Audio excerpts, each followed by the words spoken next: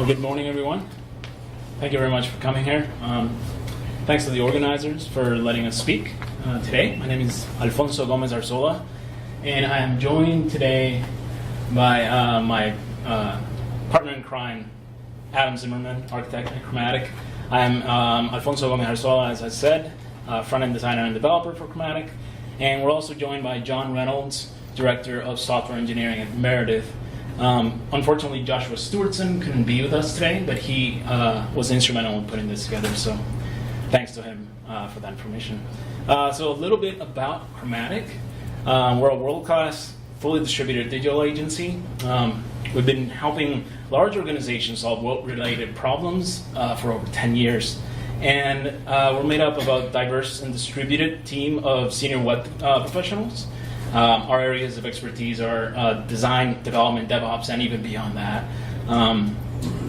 We're excited to enter the decoupled space, and this project, the Multi-Tenant project, has allowed us to do that. Good morning. I'm John Reynolds. I'm Director of Software Engineering at Meredith. So let me tell you a little bit about Meredith Corporation. Meredith is a company that has its roots in print publishing. It is a magazine company. It is a digital publishing company. With the acquisition of Time Inc. earlier this year, we're the largest magazine publisher in the U.S. And some of the flagship brands are Better Homes and Gardens, Martha Stewart, Entertainment Weekly, People, Sound, a portfolio. And in the digital space, we have allrecipes.com, which is top food site on the internet, and which was spun off into a magazine, interestingly enough. I didn't mean to do that. I see more of the... Okay. A way to think about Meredith is as a brand consolidator. So a lot of the brands which are targeted to a female audience have been acquired over the years. For example, I actually came from Martha Stewart originally, and our operations were acquired by Meredith in 2014. And the portfolio changes frequently. Brands are acquired, brands are created, brands are sold off, or brands can be shuttered entirely. But we are, first and foremost, a brand company as well as a media company. And the basic value of a company that is consolidating brands is that we can run the brands more efficiently together than if they were run independently. So going into our problem statement,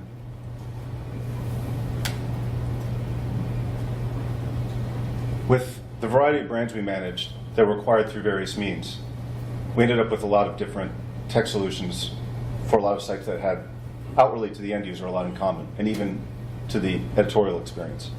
We had a wide divergence of features, an even wider divergence of site formats on the front end. Incompatibility with upgrades would be a problem when, for example, security patches need to be applied.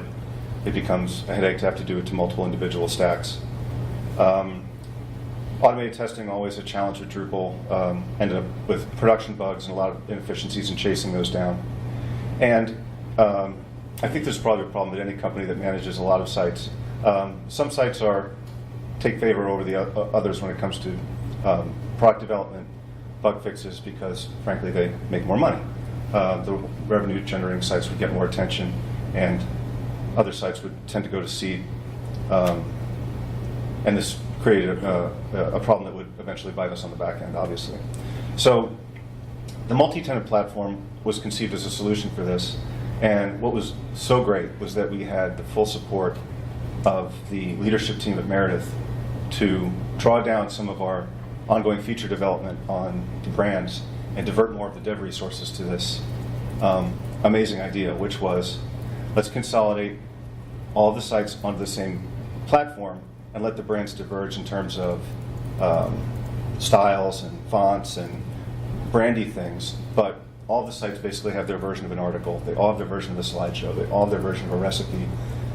Why do we have different content schema for all these different things? Let's consolidate on the data schema level. Let's consolidate on the page structural level and conceive one platform that can drive all the services efficiently and be managed by one dev team.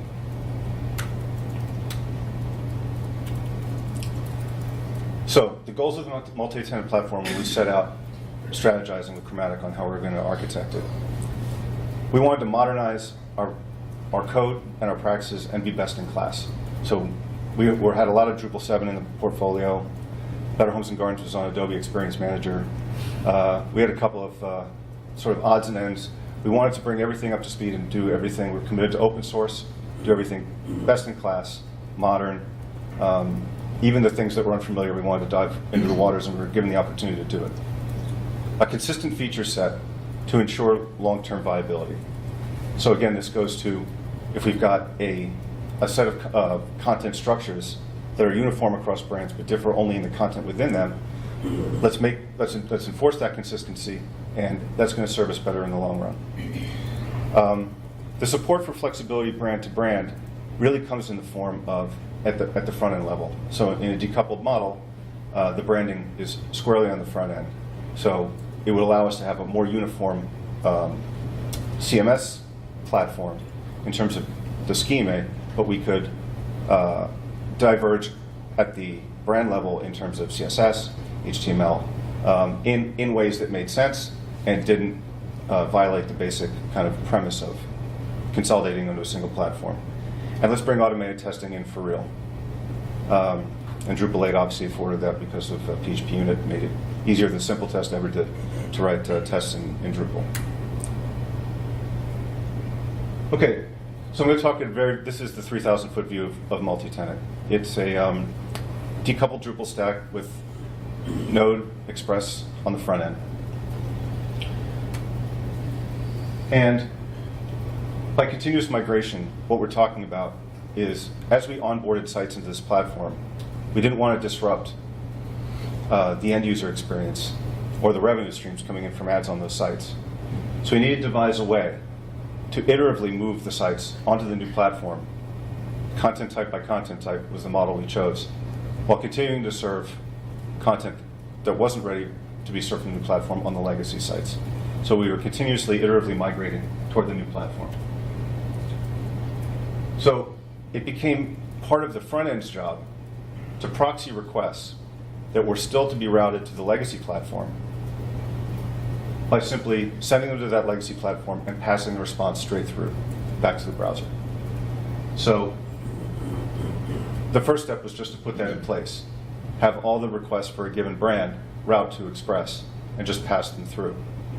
Then as we began to bring the content over onto the new platform, we would start serving that URL from the new stack, start serving that URL from the new stack. But the default would be serve it from the old. As we began to serve content onto the new stack, what we had built was the Drupal 8 backend with Varnish in front, caching API responses. And again, Express, in addition to actually serving the front end to the end users, became the traffic hop that would route the request from one stack to the other. And obviously, as we progressed, more and more requests would be routed to that MT, that multi-tenant stack. MT means multi-tenant. Forget, we just call things by acronyms. Assume that everybody knows what they mean. Okay, so this is just a picture of the whole thing. This is the 30,000-foot view of what we set out to build. I'm going to hand it back to Alfonso now to talk about that Express layer. Right. So the Express application consists of two major parts. One of them is a core library. This is where the vast majority of our code and effort goes into. It's highly configurable. It provides default middleware, controllers, templates, and also a component library. And this component library is very useful. It allows design and development to speak the same language because they're looking at a component library that's actually published to a website. And so they can take a look at what components they have to work with when they need to work with a new content type or a new type of page or just a new element on existing pages. They can take a look at those components and work with real live components that are easy for developers to incorporate into an existing template or a new one. It also allows a lot of overrides, and this is done both through config and also via convention. So if a brand site a project that is consuming this library has a middleware directory, for example, then any middleware in there that is named after the middleware inside of the core library just takes over and overrides that. This core library, when invoked and required, it builds an Express application with all of these configuration and overrides incorporated into them, and then just returns a cluster server that's already running. So the other part of this, the brand applications, all they need to do is require this core library, passing in their config and their overrides, and it's good to go. They can also consume the core library styles and overwrite and build on them if needed, and most of them do because they have different colors, different variances in spacing, and other kind of stylistic things like that. And very few of them need to override certain middleware via convention through that middleware directory that they get to write. So with that, now let's hear from Adam. He's going to talk to us about the Drupal side of things. Yeah, so we went with Drupal 8 for the backend, as you know, many of us have. We used a composer-based workflow to get the whole thing scaffolded up and set up. We built a large library of shared modules, so we put all of our custom functionality in each of these separate modules based on what they do. And we bring those all into each brand's repo with Composer. So the beauty of this is, just like on the front end, on the back end, there's very little custom code needed for each brand, and we can scaffold up new brands and help meet Meredith's business needs easily with that. And of course, we went with JSON API for our API layer. I know many of us are talking about GraphQL this week, and I think honestly, if we had to repick, it'd be a very tough decision between JSON API and GraphQL. But at the time, there's a lot of community support behind JSON API, and there still is. So I think it'd still be a very tough decision. But we have done some cool things with custom normalizers in JSON API that I'm not sure you could do with GraphQL. So, 6 in one, half dozen another. But one of the cool things we did, like the previous chart alluded to, is we put Varnish between our front-end application and Drupal. So that's really helped decouple it in a way. So when Drupal's going through a deployment and presenting an error 500, or something goes wrong in Drupal, we have that protection. And we use Saint mode and Grace mode in Varnish. So if there is a problem, the front end can continue just living on, making those requests to Drupal, and it doesn't have to know anything about it. And that, of course, that keeps the server load on Drupal down greatly too, which is another huge win. The last thing that I think was really cool is because we had the brand buy-in to consolidate features and functionality in our data model, we were able to run all these brands off of one big folder of configuration YAML, which was a huge win for us. Not having to be like, oh, did we get that field on this site, the field on this site? It's all in one spot, and brands all just import from that one folder of configuration. And because we had the brand buy-in also, we had the very limited set of things we truly had to override per brand, like some API keys or app IDs or what have you. We could just stick in settings.php and not have to worry about, which was wonderful for us, because there's so much that needed to be configured. So separation of concerns. This is something we all talk about in software development, and we all like to do, and it's obviously a key tenet of decoupling. We want to separate the concerns of what handles what, right? So Express does the web stuff, and Drupal just does content, and they're blissfully unaware of each other, and everything's perfect, right? But of course, that's not quite how it goes. Unfortunately, Express is trying to serve a website, and Drupal happens to be really good at serving websites, and Express doesn't know everything it needs to know to serve a website. So, there's all these gray areas like meta tags, structured data, menu items, or data coming from external resources. Where should that stuff live? So that was something we debated a lot. And then also URL aliases. Where should that stuff live? So here's how we kind of answer that question a lot of times. We said, is this something other consumers of our API aka content or Drupal, will need. And if we determined the answer was yes, we could, most of the time, we could justify saying, yes, this is something Drupal should handle. It's not just truly, a web thing that we're polluting by putting into Drupal. This is part of the content that Drupal needs to serve. So if we're not just serving a website, we're serving an application too potentially, and it will need this data. So, for example, we have recipe nodes in our content, and we have a recipe ID on some of those, on all of them. But the recipe content isn't actually in Drupal. It's in another external system. So we added a dynamic field to the recipe entities, and when they're rendered out through the JSON API, it requests that data, caches it so we don't have to do it every time, and it just sends it all out to the front end gracefully, and the front end doesn't know where that data came from or that it wasn't there to begin with, and it can just consume the content, and any other consumer could also consume the content when or if Meredith has applications to go with these brands.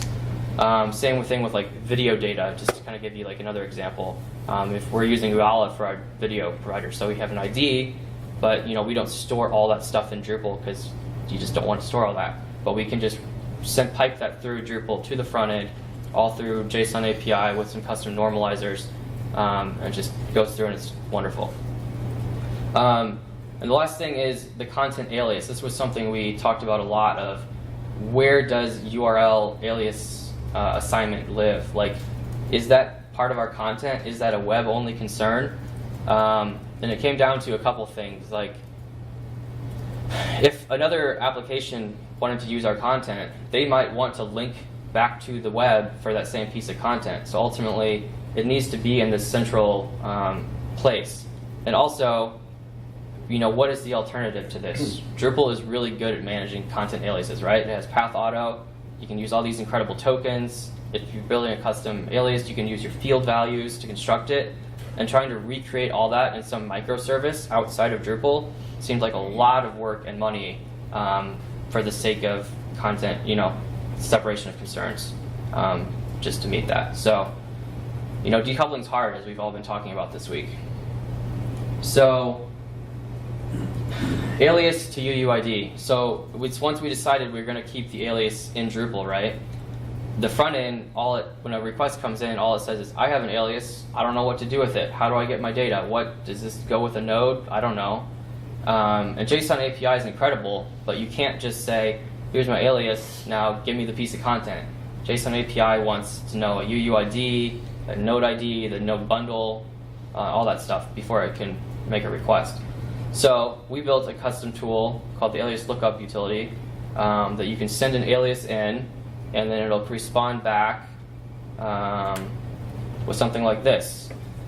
Now it should be noted that after we built all this, there's been a really cool tool that the community seems to be coming around called Decoupled Router, which does many of these same features, and I think it's the direction we would take if we did this now, but I think it's still worth discussing some of the issues around this routing in a decoupled architecture. There's also the issue of redirects. Where are you going to manage your redirects? And we also had a very firm mandate from SEO that all redirects had to be done in a single hop. So we had to get HTTP to HTTPS. We had to enforce our trailing slashes. We had to do multi-hop path redirects, all in one single 301, and we couldn't do multiple hops. So Drupal handles all that for us. You send it the alias that you got, and as you can see from the request, so that's what you send into Drupal, and it looks up and it says, hey, is this associated with a node? Is it associated with whatever? Do I have any redirects for this? It uses the redirect module, and it responds back and says, yeah, here's the proper alias. You should do a 301, and here's what you need to know about this entity to look it up with JSON API. And so here's another example of if you send the proper alias, it'll give you the same information, but it'll say, yeah, this is this is a 200. So go ahead and make a request and serve the data. And so here's what would happen if you send it something Drupal. It's like, oh, I don't know what to do about this alias. So 400. And with that, I'm going to pass it on to Alfonso, who's going to talk about what we do with all that JSON data when we get it on the front end. Right. So anybody who's worked with JSON API can tell you it's a very powerful spec. It can quite eloquently express a wealth of data model complexity. So it's very good at what it does, but it's also extremely verbose. And so a single request with related entities, I guess we would say. So for example, a story, if you're using paragraphs, the paragraphs module, you would get, for every block in your paragraphs, in your story, you would get a related entity for it. And then any one of those can have images, right? So you would have a media entity that's linking to an image, that's linking to a file. And all of that can be included in the same request, or in the same response. But then what you have is this really massive JSON API compliant response. And this makes things very difficult to parse, to deserialize, manipulate. Using related objects, it requires iteration of nested arrays, which, as anybody can tell you, is very scary to do right, because it's very easy to put yourself in a situation where you're just going in an endless loop. And all of this essentially boils down to JSON API is not a suitable a suitable application data model spec. It is an API data model spec. So this needs to be translated into something that an application can use consistently. And so what we came up with was the JSON API Datamapper. It's a tool we use internally, and in this diagram, we're looking at it as if it was sitting in between the front-end application and the JSON API. And in reality, it's not, but it very much behaves this way because the first thing we do after we get that response is put it through this JSON API Datamapper.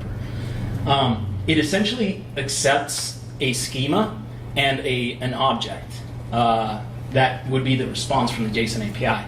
And this schema literally just points certain property names that we defined internally in the application to certain JSON API fields. And so we can very easily say this deeply nested field that is from this file linked to an image, linked to a media entity, linked to a paragraph, linked to the body of the story, we can just kind of reach in there and grab that and just put it at the root of this object if we want to, right? This means that there is a single point of translation between JSON API data and your application data model, which is very powerful because then in the future, if anything changes with the API, chances are you're going to have to change it in one place. That is, unless the nature of the data is changing and you're going from, say, like a category field that is just a string to a category field that's an object with an ID and a path and a bunch of other stuff, then, of course, the rest of your application is going to need to adjust to that.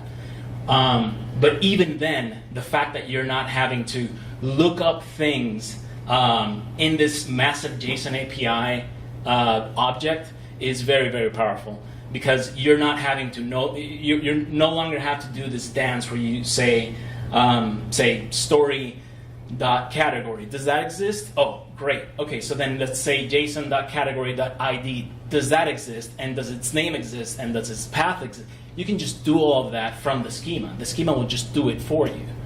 And then the application only concerns itself with the application data model that you wrote. And so some of the other benefits of this is that you can have typed schemas, and that's what we have. So whenever a story has a paragraph, right, we have a schema that is dedicated to text blocks. We have a schema that's dedicated to image blocks. An image block can have up to 3 images, each one of those images being an entity, each one of them with an image, each one of them with a file. So all of that, each one of those has its own schema. And so no matter what context you find an image in, it's always going to have the exact same data or data shape. It's going to have the same form. So whatever the context, you'll always have the same form. you're able to enforce contracts. So from the schema, you're able to say, well, if the JSON API data does not include property XYZ, then we're just going to feed in this default object or this default value, or make sure that it's null and not undefined, whatever it is that you need to do. But that's the point where you get to enforce contracts so that your middleware controllers, templates, they all get to rely on certain field objects existing and being available, so you don't have to run so many checks every time you want to use a piece of data. You don't have to say thing.property, does that exist? Thing.property.subproperty, does that exist? You don't have to do that kind of stuff, because you can enforce it in your schemas. You can also have virtual properties that are calculated automatically, so very much like an ORM, where you get to say maybe your data has a field for first name and a field for last name. That's a classic example, right? But you really, really want a field that's just full name. It just concatenates those two. You can enforce that or implement that in the schema, so that even though the API data does not contain that information, your internal application data model does. You can also do post-processing. So we did this a whole lot, where the data that we get from the JSON API is fine, but we also want to run this little function that's going to transform that data a little bit in one way or another due to business cases. In other words, it really truly decouples your application logic from the API data spec, which is a very, very positive thing, because you don't want your application data model to be dictated by the API's data model. And by the way, if all of this is sounding a heck of a lot like it could be taken further, I have. Inspired by this work, I decided to just take a couple weekends of hard work and started working on this thing called JSON Monitor. This takes it to another level. This is basically an ORM for your JSON API server. And it doesn't just read and allow you to decide, here's my schema, here's what my application model is going to look like. It does all of this in memory. It keeps that data mapping live, and it allows you to commit changes back to the JSON the JSON API. So in the case of Meredith, we were not really doing any of this. We're just consuming this data. But applications need to also write data, persist it to the API. JSON Monitor allows you to do that. It's still a work in progress, but we're very excited about it. So I do recommend that you guys check it out, because it's something I would love input on. Oh, sorry. And now we're going to pass it to John. So I wanted to take not too much time just to talk about a topic that this isn't really have so much to do with the decoupling aspect of this project. This is more kind of shell shock we encountered going from D7 to D8. Probably a lot of people encounter these kinds of things, but I wanted to call them out, even though it's not strictly decoupled. It's loosely coupled to the topic of. All right. So what we had going in the legacy Meredith ecosystem was a lot of multi-sites, and we had multi-site groupings that were logically done at the time, bringing brands together that had common editors, or we had reasons to bring certain groups of sites together. All the Martha Stewart sites were on one multi-site. We had a particular multi-site with about 11 sites on it, 2 of which really only ever got any attention from developers because they were the high revenue earners. And some of the headaches that arose from multi-sites, I think that we sort of came to the conclusion, and there's lots of posts online that say something like, multi-sites, does it work in enterprise applications? My sense was no, and the particular headache that we always encountered had to do with updates, because we would get security patches for modules and core that were really important to do on the sites that we cared about the most. When we do them on the sites that we haven't touched that code base in a while, a lot of the custom code on some of the smaller brands gets old, and we would update something and it'll break.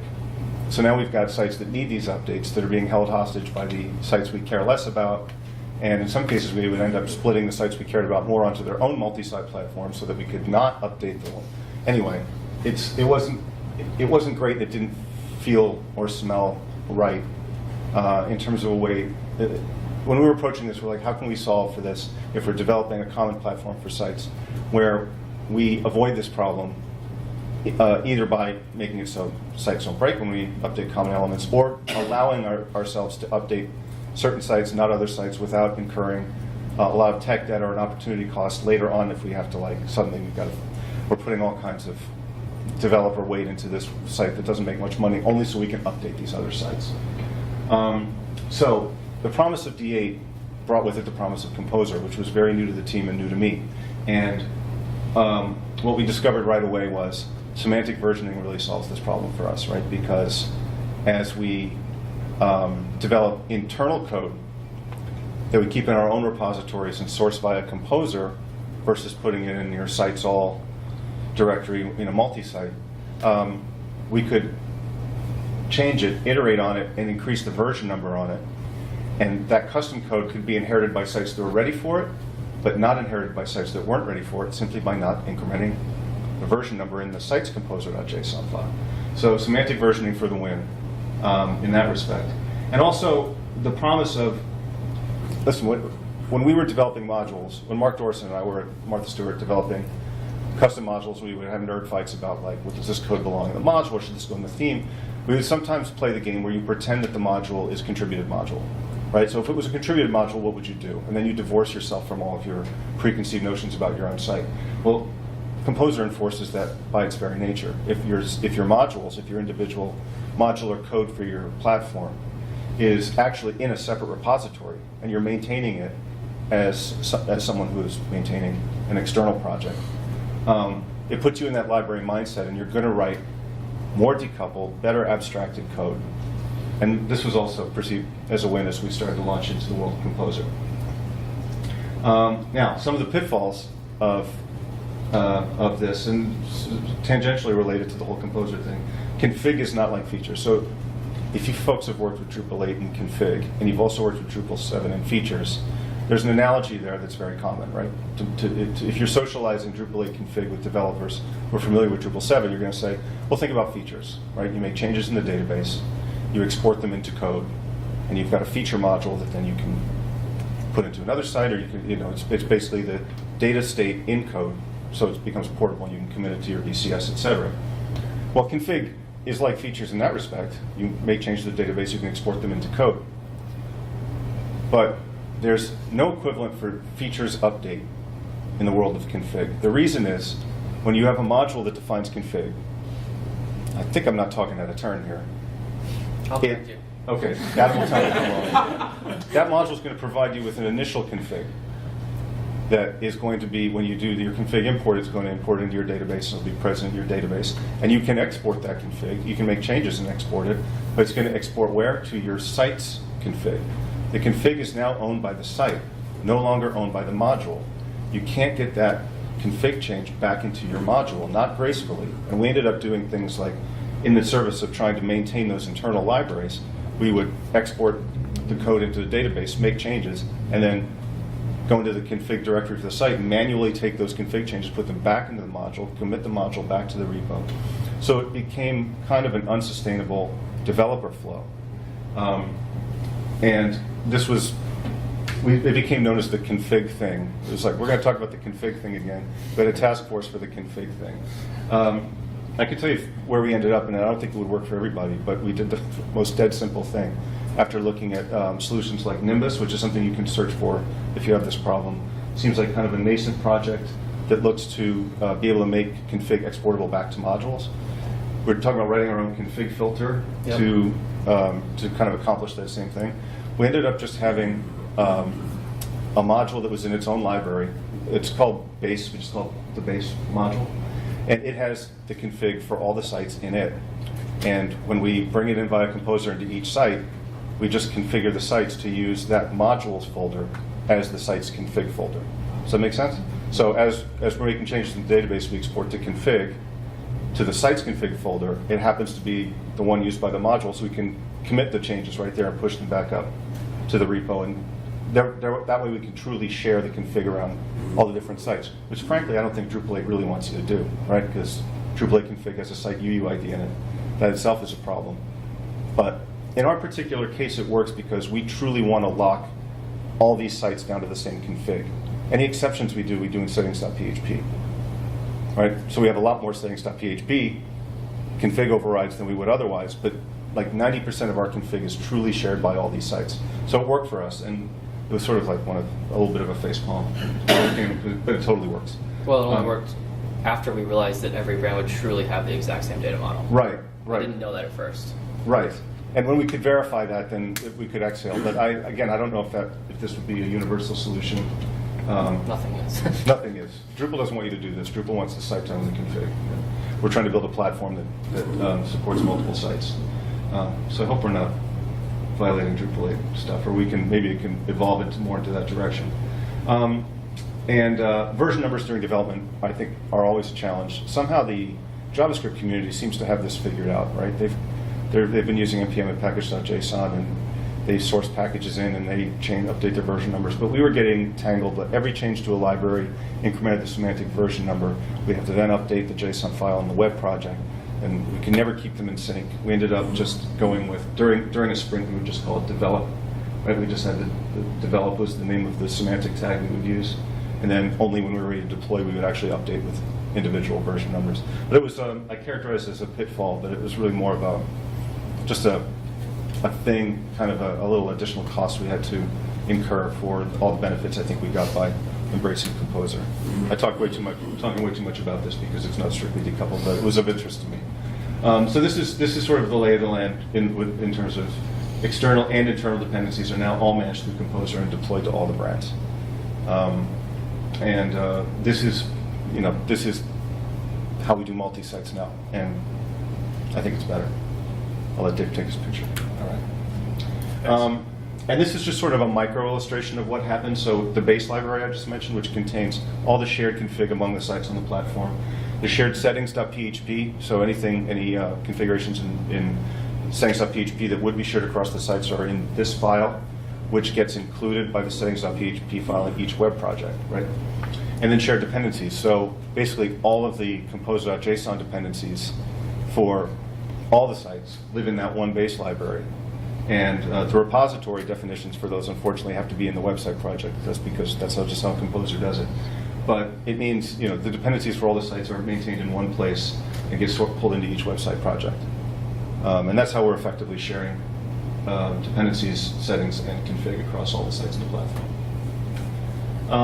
We're going to come back and talk about continuous migration in more detail. So I mentioned this earlier on. How are we doing on time? We're doing all right. Is it on the last part, right? Yeah. Oh, I'm going to talk. So we talked about how do you support two platforms during transition, right? You can, historically, if you're doing a replatforming, you would build a new site off in a silo. 6 months, 8 months later, you would flip the switch and move everything over to the new site, and by that time, the product team wants something different anyway. So keeping true to like agile methodology, or taking a note from that, how do you support two platforms and iteratively move from one to the other while you're transitioning on the new platform? And it's decoupled. And in a decoupled architecture. So the solution, and this is something that we've done in the past with other brands, but this is sort of the decoupled twist. You need to maintain a manifest of URLs that are going to be served from the new platform. So Drupal knows what it's capable of serving, because we tell it. We know that like articles on this brand are ready to be served from the new platform, but nothing else is. So we could tell Drupal to deliver all the URLs associated with that article content type to a manifest that can be read by the front end. And as I mentioned before, right, Express, that front end is going to be doing the traffic copying. It's going to say, is this from the new platform? Yes, serve from the new platform. It's not, go to the legacy platform and just send back whatever it spits out. So, yes, you okay, right. Anyway, I have a slide that illustrates this. We ended up putting SQS and Redis in the mix. And this was our ops team really encouraged us to like stay as decoupled as possible in this model. I mean, you could easily just have, I guess you could have the front end just query Drupal directly and say, are you serving this URL now? But are we decoupled or are we not? Let's try to eat our own dog food with the decoupled architecture. So we have Drupal reporting its URLs into a queue, Amazon SQS queue, and It's a completely different talk. All right. The multi-tenant front end is pulling stuff from that queue and writing it into a Redis cache. That Redis cache then becomes the system of truth for the front end to tell what URLs are going to be served from the front or the back end.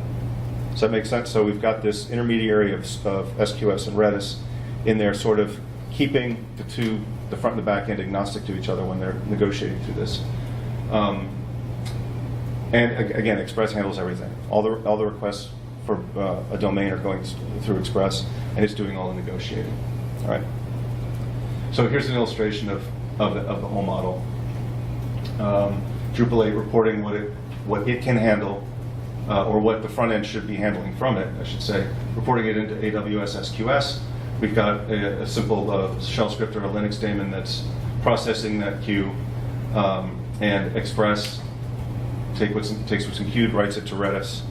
So for future requests for those URLs, they'll be tracked accordingly. And what you see here, you're going to tell me if I get this wrong. This is a JSON object that represents what's delivered to Express from the shell script? Yeah. Okay. From Drupal on down to the shell script. Okay. So that's what Express sees, and then what it stores in Redis when it gets this is this simple mapping, 1 or 0. It's either stored from the new stack or it's not. And its ability to process this seems very fast. Like, we really don't see any latency in this extra trip it has to make to determine where to serve a URL from. All right. One of the great things about being the boss is that you don't have to come up with all the great ideas, but you get to talk about them. And content preview is a hard problem in Decoupled that I think we solved really elegantly. The guy who came up with the idea is in the room, so if you have questions for him that are more specific than what I can provide, then I'll direct you to him. He's right there. So, previewing content in a decoupled architecture. I've got a newly piece of curated content in my Drupal database. I want to see what it looks like, but I don't have a theme layer. I've got a front end. I haven't saved it to the database yet, right? I don't have the data's not even in the database yet. It's just in my form. If I hit the preview button, what am I going to see? Nothing. There's no theme layer, right? How are we going to get that form data to the front end so it can display it? If it's not in the database, we can't use the conventional API. So here's what we do. We take what's in the form and we post it to the front end. The front end is then going to handle that request as if it was getting it via GET from the API. It's the same data. It's the same data, right? So we construct that node object when we hit that preview button. We send it, we JSON encode it, we send it to the front end via post. The Express app is then trained to say post request. Okay, I'll take that posted data payload and I'll use it to render the page. And guess what? It totally works. I was as surprised as anyone. Except, you correct me if I got this wrong. One of the big gotchas, there were a few gotchas, but the one that really stuck out was entity references, right? Because when you save that, when you hit save on that node edit form, you're going to invoke all the hooks that are needed to reconcile things like paragraphs or references to image entities or other entities that are in that node. But with this, we don't have such reconciliation. We have an ID because someone is using the entity reference field in the form. We've got an ID in the form, but all we have is what's in the form. So we have to do that reconciliation ourselves. We have to go take those IDs, do the lookup, load those entities, Wow. JSON code that along with that, right? We changed that a little bit. Oh, okay. So, no, they don't tell me everything.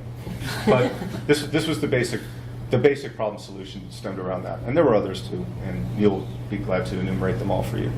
But this was really pretty crafty and it kind of worked. And I think if you have this problem, I think if you're doing decoupled Drupal and want to support preview functionality for editors, I think this is a pretty lightweight thing to at least experiment with and see if it's going to work for your site. So I highly recommend. And we're 5 minutes short, but I'll say at this moment, thanks for listening. Hope you enjoyed it. Thank you very much. I guess we'll take questions. Mark has a question. Yes, Mark. So, Alfonso, you spoke about the manipulations that can happen, do happen at the JSON API layer. John, you just mentioned in content preview, taking that form data and posting it directly to the Express app. What about the stuff that normally happens between the API and the front end app? I feel like I'll get some Quick context. question. We use a serialization function with JSON API, so we do an internal build of the JSON API response code. Do you want to And come that up? includes- Do you want to come up for, Yeah. it gets recorded for For the posterity? recording, yeah. Come on. Sure, please. This is Neal Bailey from Meredith.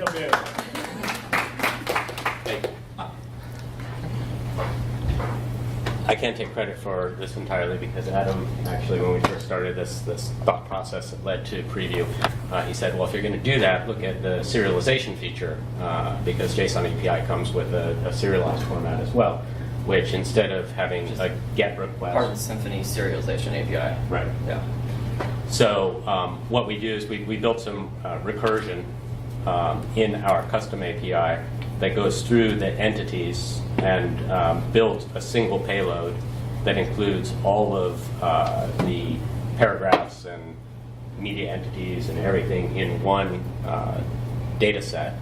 And that goes through the JSON serializer, which calls the normalizers, which does all of that extra work that was spoke about. And at the end of the day, you get a one-for-one. You get an exact replica of what would be used in the GET request. So the front end doesn't, have to do anything different. Well, does. This is why it's decoupled, So I think part of your question was getting at is, does that get put through the data mapper? And it does. The only thing that the front end needs to do differently is that when it realizes it's not a GET request, it's a POST request, and there's a body associated with that request, then the only thing it skips is the call to the backend, right, to the API. But it treats the request, it puts the request through the rest of the middleware chain all the way down to controllers and templates the same way it would a GET request, except it's just that the data came from a different place. And the rest of the application does not know that the data came from a different place because, again, we have a JSON API data mapper that just makes that transition transparent. Thank you. Yeah. Yes. I have just one confusion in this. The title of this presentation was multi-tenancy. So, like, do you have a one single code base, with one a database together, or we have like code base and multiple databases? Sean? Multiple bases. So in that respect, it's similar to what you do with a multi-site. We were afraid, I think, at the time, maybe rightfully so, to put all the enterprise's content into one MySQL database. But the code sharing is accomplished. So we have an individual, for every site there is a separate repository, right? So every site gets its own repository. But great vast portions of what is actually compiled are shared in libraries that those repos pull in by a composer. Does that make sense? Yeah, but so that means like it's not like 100% multi-tenancy like we have in SaaS product where everything resides in one database. Right. Yeah. Right. As a platform, it's multi-tenant. Yeah. It's a platform and it hosts multiple tenants. Yes. But the way it does it under the hood is 5 separate databases. You wanted to tackle? Yeah, I was just gonna. Yeah, you pretty much said it. Okay. Yeah. Mark again. So you mentioned that you basically got buy-in from all the brands to share the same content model. Is there never a request or requirement that applies to a single or small subset of the sites that is not really necessary or relevant to the others? And how do you handle that for those other sites? I don't think, maybe a few have come by, but not many. And if they do, we just make sure we architect it. I mean, that's kind of, decoupled helps you do this. Like, you don't say a line left or a line right, you say layout 1 or 2. So I think we try to just add the data to the data model in a way that, it can be additive and other sites can choose to ignore it on their front end and just not do anything with it. But if they want to, they can. I'm thinking more like on the admin UI side, like It's like a field that like other brands just wouldn't want to see, or even period. like a content type. Like Yeah. this might not be true, but like I don't know if a recipe content type is relevant to every single one of your sites. But Right. I'm sure it's on very relevant to some of them. So, and then I was like, oh, well, you could just hide that via permissions, but your permissions are also shared. Right. Right. So Does that come up? No, I mean, not all brands use all the content types, but it was just a decision made by business that they were okay with that, because as John kind of alluded to, we originally tried to put the config for each of our content types in that module with it, but then we found while you can keep your code separate of dependencies, you can't keep your data model separate of dependencies, because we have there's a lot of entity references between our data models, and trying to keep them separate was just a nightmare to do a new site install. And so we said, our content model just needs to live all together, and that's just a sacrifice we have to make given our data model. So, maybe if your data models are more not tied together, but ours were. So, and we had buy-in from product. So, I just tack on that there's sort of a non-technical aspect to this too. There's a cultural aspect. The leadership team is really unambiguous on this. If anything is good for one brand, it should propagate to all the brands. All the brands should get all the goodness that we're putting into a single brand. So the mission of Multi-Tenant is it seems unbelievable, but it really is to enforce that uniformity of features and content schema across the brands. Like, they really want that. And we've poked at this lion and said, really, are you sure though? Like, aren't the brands going to starve it? They're like, listen, if one brand wants something, it's awesome. We want that awesomeness everywhere. They really have been, that really is a mission of this project. And we were very skeptical at first if they actually were going to, well, there's no like, oh, well, except for here. But, the media world and I'm sure other industries are the same way. You have, like, let's consolidate and bring everything together. No, let's let everything go on. Let's let the brands be the brands. And it tends to be that ebb and flow. And this project is definitely, a let's consolidate the approach across. We're definitely at that part. The pendulum swung that way with this project. And yeah, so if you ask us, we've got that answer for how we accomplish that.